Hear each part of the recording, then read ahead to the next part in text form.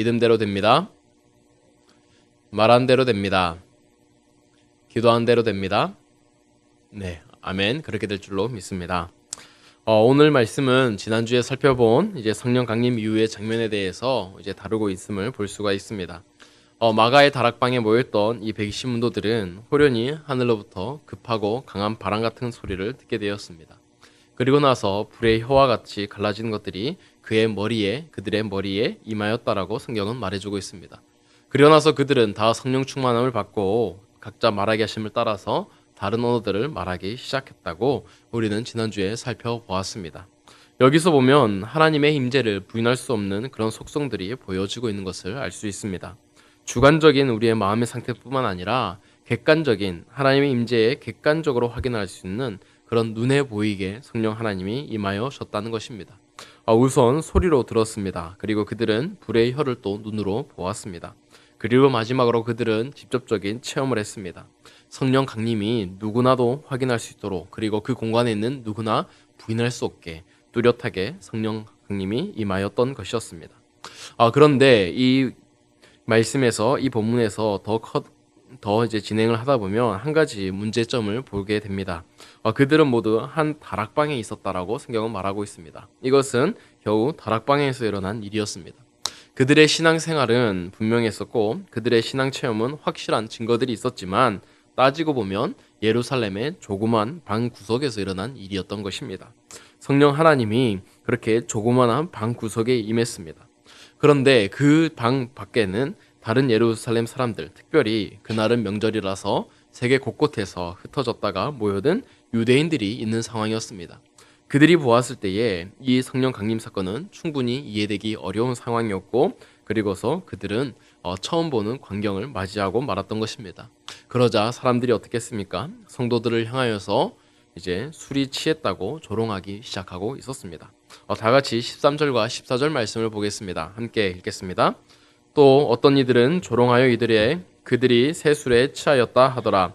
베드로가 11 사도와 함께 서서 소리를 높여 이르되 유대인들아, 예루살렘에 사는 모든 사람들아, 이 일을 너희로 알게 할 것이니 내 말에 귀를 기울이라. 아멘. 처음에는 사람들이 당황했었습니다. 그런데 그 당황이 나중에는 조롱으로 바뀌었습니다. 그러자 이 성도들은 자신의 신앙 체험을, 자신들에게 임한 성령 강림을 예루살렘에 있었던 다른 유대인들에게 대변해야 될 이유가 생겼습니다. 작은 공간에 일어난 이 체험을 급하고 강한 바람 소리처럼 들은 적이 없고, 또한 불의 혀처럼 갈라지는 것을 본 적이 없는 사람들에게 그들이 어떻게 지금 방언을 하고 있었고 어떻게 다른 나라 언어들로 말하고 있는지를 설명해야 될 이유가 생겼던 것입니다. 우리의 신앙생활도 비슷한 환경에 처할 때가 많이 있습니다. 우리는 예배당에서, 아니면 또한 우리의 삶의 자리에서 우리는 하나님의 임재를 체험할 때가 있습니다. 우리의 신앙생활에 증거가 굉장히 많이 있습니다. 따지고 보면 우리가 믿을 만한 이유도 많이 있습니다. 그런데 우리가 본당 밖을 나가거나 아니면 다른 사람과 이야기할 때에 우리의 신앙 체험은 그저 작은 공간이나 우리 안에 일어난 작은 일로 끝나는 경우가 많이 있다는 것입니다. 아무리 다른 사람에게 말하려고 하지만 그것이 참 쉽지가 않습니다. 그리고 그 예수님을, 그리고 내가 받은 그 경험을 말로 담기에는 너무나도 부족한 것을 많이 느낍니다. 특별히 오순절에 임하신 그 눈에 보이게 임하신 성령 하나님을 외부에서도 그렇게 역사하셨다면 그렇게 설명하기 참 좋았을 텐데, 하나님은 그렇게 역사하지 않았다라는 것입니다. 그냥 작은 다락방에서, 그리고 그 공동체의 경험으로만 끝내셨습니다. 그리고 나서 하나님은 베드로를 통해서 말씀을 전하는 것으로 대신 사역하시는 것을 볼 수가 있습니다. 그래서 14절에 보면 베드로가 이 일을 너희에게 알게 하겠다, 그러니 내 말에 귀를 기울이라 라고 말하는 것으로 볼 수 있습니다. 그래서 오늘 우리는 어떻게 베드로가 이 말을 했는지를 한번 살펴보려고 합니다. 그리고 또한 우리가 가지고 있는 신앙들을 다른 사람들에게 전할 때에 혹시 우리가 어떻게 하면 잘 전할 수 있을지, 그리고 어떻게 하면 우리가 정말 이 성령의 사역에 대해서 조금 더 다른 사람에게 눈높이에 맞출 수 있지에 대해서 한번 생각해 보려고 합니다. 먼저 15절의 말씀을 보겠습니다. 함께 읽겠습니다. 때가 제3시니 너희 생각과 같이 이 사람들이 취한 것이 아니라. 아멘. 베드로는 먼저 자신의 행동들에 대해 의아하게 생각하는 사람들에게 우리가 이상하거나 또한 취한 것이 절대 아니다라고 말하고 있습니다. 그 이유로 베드로는 지금 시간이 제3시라고 말하고 있습니다. 제3시는 우리의 시간으로 9시 정도를 말하고 있습니다. 당시의 풍습으로는 식사를 이제 10시 정도에 했기 때문에 아침 식사를 하지 않은 시점이었습니다. 아직 아침 식사를 1시간 정도 남겨놓고 있었습니다. 그래서 이 사람들이 식사를 하기에는 그리고 술에 취하기에는 너무나도 이른 시간이란 것을 베드로가 지금 말해주고 있는 것입니다. 여기서 이 베드로가 시간을 통해서 사람들에게 우리가 취한 것이 아니라라고 말하고 있습니다. 여기서 베드로가 시간으로 설명하는 것은 이 시간이라는 개념 잘 생각해 보면 모두에게 보편적으로 공감할 수 있는 내용이기 때문입니다. 이 시간이라는 개념은 신자와 비신자를 모두 막론하고서 이해할 수 있고 받아들일 수 있고 공감할 수 있었기 때문입니다. 이 베드로는 자신의 변론을 하면서 먼저 다른 사람이 공감할 수 있는 그런 상식선에서 자신의 변론을 이어나가고 있는 것을 우리가 먼저 볼 수 있다는 것입니다. 사실 이 대화를 하다 보면 보통 가벼운 인사로 대화를 하는 것이 보통 이제 기본이라고 생각을 합니다. 근데 실제로 우리가 전도를 하거나 아니면 우리가 길거리에서 사람을 만날 때에 그렇지 못한 경우를 만나기도 합니다. 가벼운 인사가 없이 갑자기 불쑥 우리에게 말을 내건다든지 아니면 자기의 용건만 그냥 할 말만 해버린다든지 이러면 우리는 그 사람과 마음의 거리감을 생기기가 쉽습니다. 예를 들어서 이제 확성기로 이제 녹음 파일을 통해서 전도하는 것을 볼 수가 있습니다. 그러면 사실 그 내용이 아무리 좋다고 할지라도 우리의 마음에 똑같은 거리감이 생기는 것을 우리도 느낄 수가 있습니다. 사실 이것은 상대방에 대한 어떤 기본적인 예의를 갖추지 못한 경우라고도 볼 수가 있습니다. 그러나 그러한 복음 전파의 방법이 사실은 타협 없는 직설적인 복음 전파라기보다는 오히려 사람들로 하여금 오해만 낳도록 만드는 복음 전파라고 볼 수가 있습니다. 크게 보자면 이 사도행전의 기록 목적 자체가 교회에 대한 신앙에 대한 변론이라고 할 수가 있습니다. 아직 신앙에 대해서 또 이 교회의 역사에 대해서 모르는 사람들에게 어떻게 교회가 생겨났고 어떻게 성령님이 임하셨고 또한 어떻게 전 세계 곳곳으로 이 복음이 전파되었는 과정을 적어주는 것이 바로 이 사도행전이라고 할 수가 있습니다. 그러면서 로마 사람들과 그 시대의 사람들에게 기독교에 대한 잘못된 오해를 고쳐주고 또한 유대교와 또한 기타 종교와 기독교가 무엇이 다른 것을 보여주기 위한 서신서가 바로 이 사도행전이라고 할 수가 있습니다. 그래서 이 사도행전에 보면 이 복음에 대해서 여러 번 변론하는 것이 등장합니다. 오늘 이 말씀뿐만 아니라 24장과 26절을 보면 바울의 이 변론이 나오고 있습니다. 사람들 앞에서 자신의 신앙이 어떤 것인지 자신이 만난 예수님에 대해서 바울이 변론하는 것을 볼 수가 있습니다.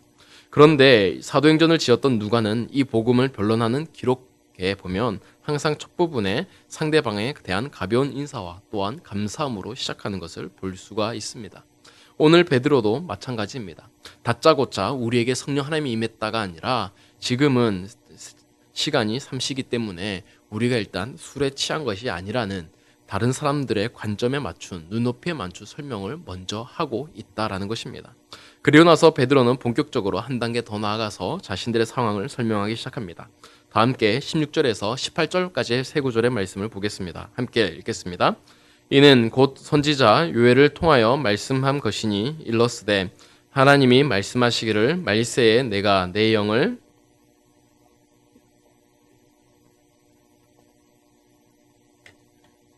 너희의 늙은이들은 꿈을 꾸리라.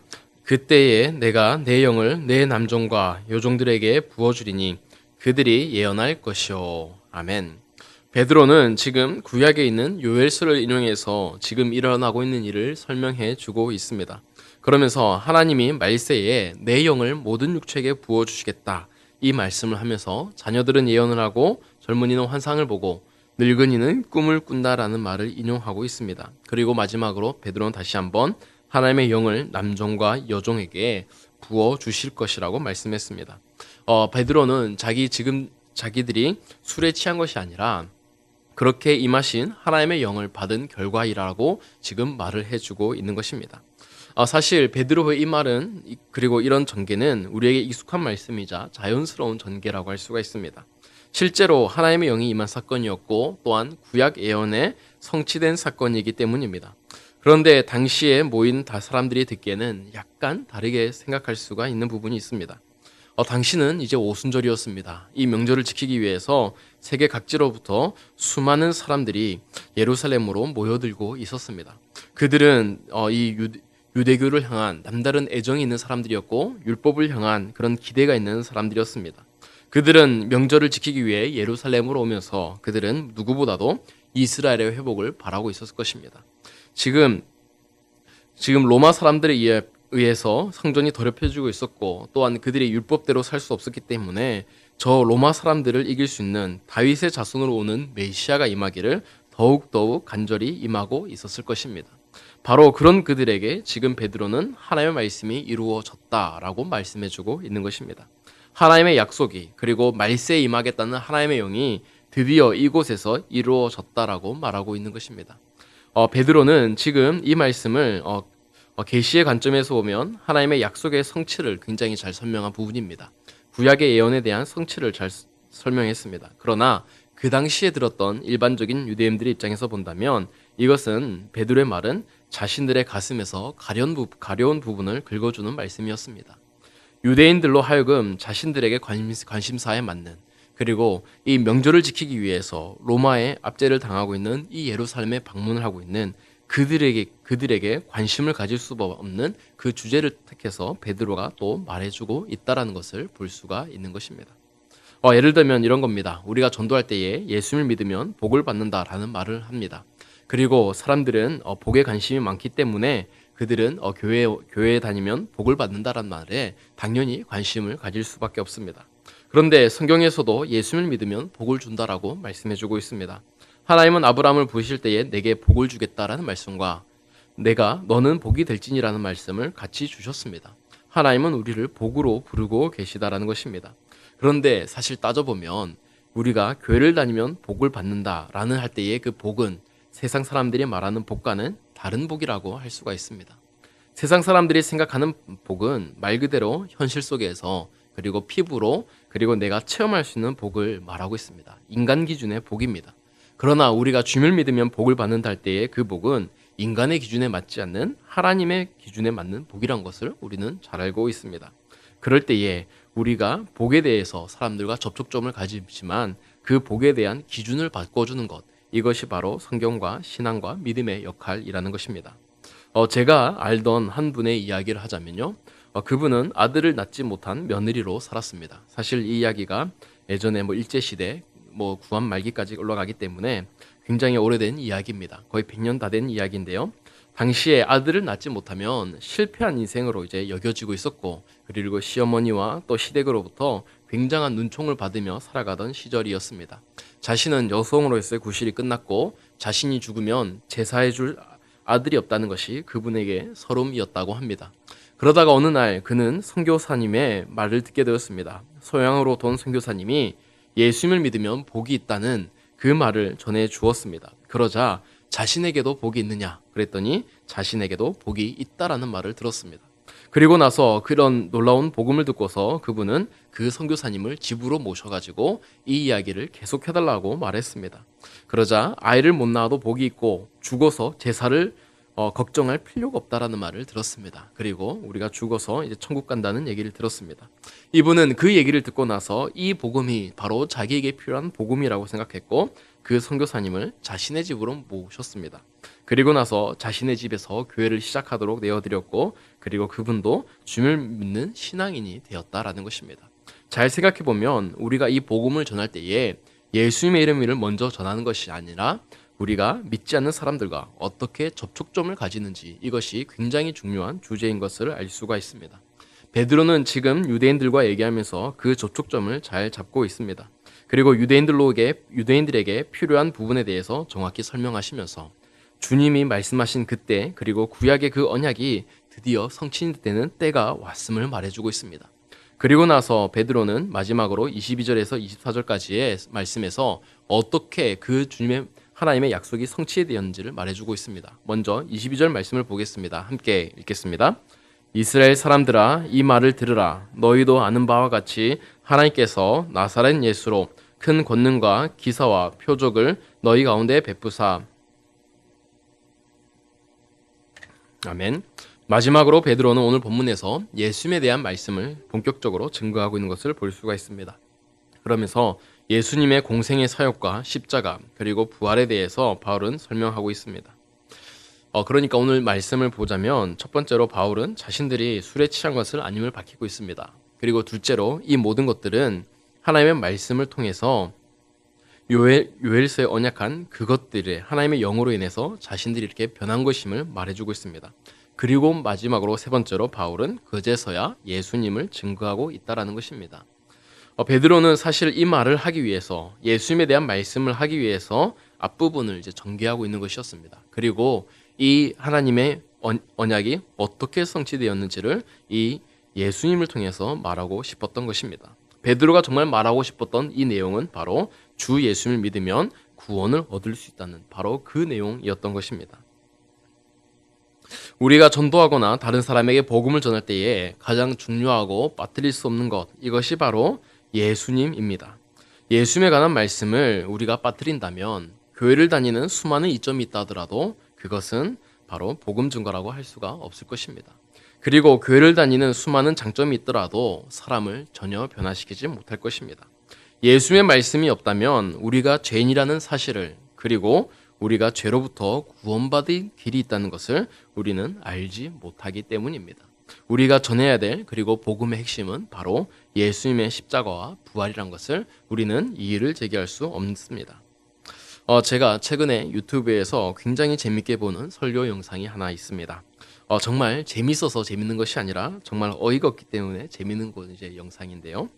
어느 한 교회에서 이제 올린 영상입니다. 그래서 설교라고 이제 해서 올린 영상을 보면 이 여기서 하는 말씀이 정말 교회에서 하는 메시지인지 아니면 사회 단체에서 하는 그냥 성경 나눔인지 분간이 안 될 정도로 그렇게 전합니다. 그것에서 말씀을 전한다는 분은 자신은 예수님에 대해서 학문적으로 그러니까 믿음의 대상이 아니라 학문적으로 예수님을 바라보는 사람이었습니다. 그래서 믿음의 대상이 아닌 그냥 자기가 생각하는 예수님에 대해서 그냥 쭉 설명해 놓습니다. 그러다 보니까 설교 중에 이런 말을 남기기도 했습니다. 예수님이 우리를 가리켜서 죄인이라고 말한 적이 없다는 것입니다. 저는 이 말을 듣고 깜짝 놀랐습니다. 교회에서 인간이 죄인이라고 하는 가르침은 잘못된 가르침이라고 교회에서 잘못 가르치고 있는 것이라고 그분이 말하고 있었습니다. 정말 저는 이제 웃지 않을 수가 없었습니다. 저는 근데 왜 그런 말을 하는지 이해가 되었습니다. 왜냐하면 그분은 그 말을 하시는 예수님을 깊게 만난 적이 없었기 때문입니다. 그분이 하는 예수님은 그는 예수님에 대해서 성경에 대해서 알고 있는지 몰라도 믿음의 대상이 아니었고 예수님을 통해서 회개해 본 적이 없는 사람이 설교하고 있기 때문에 그렇게 설교를 하고 있는 것으로 이해할 수가 있었습니다. 그런 예수님이기 때문에 신앙의 대상이 안 됐고 믿음의 대상도 아니었고 오히려 강조하고 있는 것은 인간 예수님을 강조하고 있었다라는 것입니다. 그렇기 때문에 아무리 그곳이 교회라는 이름으로 모이고 그곳에서 말씀을 듣는다 하더라도 하나님의 역사가 또한 사람이 바뀌는 역사가 일어날 수 없는 것은 너무나도 당연한 일입니다. 우리는 신앙생활을 하면서 하늘로부터 오는 은혜를 경험합니다. 그리고 내 뜻이 아닌 정말 하나님의 으로부터 인한 그런 뜻을 경험하고 내가 바뀌는 것을 경험합니다. 이것을 가리켜서 우리는 성령의 역사라고 말합니다. 예수님을 믿어야지 그 성령의 역사가 임하는 것입니다. 오늘 베드로는 지금 예수님을 신앙의 대상으로서 그리고 예수님을 하나님의 아들로서 말을 해주고 있습니다. 우리가 죽고 사는 데 있어서 유일한 길이신 이 예수님을 통해서 그분을 믿을 때에 왜냐하면 요해설에서 말한 하나님의 역사가 이루어질 수 있기 때문에 이 예수님에 대해서 말을 해주고 있다는 것입니다. 그런데 이 예수님을 증거하는 데 있어서 베드로는 우선 공생의 기간 동안에 행하신 예수님의 일들에 대해서 먼저 말해주는 것을 볼 수가 있습니다. 예수님이 하신 큰 권능과 기사와 표적들을 통해서 우리는 하나님의 역사였음을 알 수 있다라고 베드로는 말하고 있는 것입니다. 왜 베드로가 이런 말을 먼저 할까요? 그것은 여기 이 모여있는 예루살렘에 있는 사람들이 모두 다 간접적으로 직접적으로 경험했기 때문입니다. 그들은 적어도 유대인의 그 유월절 기간 동안에 계신 예수님을 보았습니다. 그리고 예수님의 말씀을 그들은 귀로 보았고 눈으로도 보았습니다. 베드로는 지금 이 예루살렘에 모인 사람들을 향해서 너희들이 보았던 그 예수, 그렇게 공생에 사역했던 그 예수, 이 예수님에 대해서 먼저 설명을 하고 있는 것입니다. 예루살렘에 있는 유대인이라면 모두 공감할 수밖에 없고 모두 다 경험했던 그 예수님에 대해서 먼저 설명해주고 있습니다. 그리고 나서 베드로는 그 이유로 예수의 모습을 자세히 설명해주고 있습니다. 함께 23절과 24절 말씀을 보겠습니다. 함께 읽겠습니다. 그가 하나님께서 정하신 뜻과 미리 아신 대로 내준 바 되었거늘 너희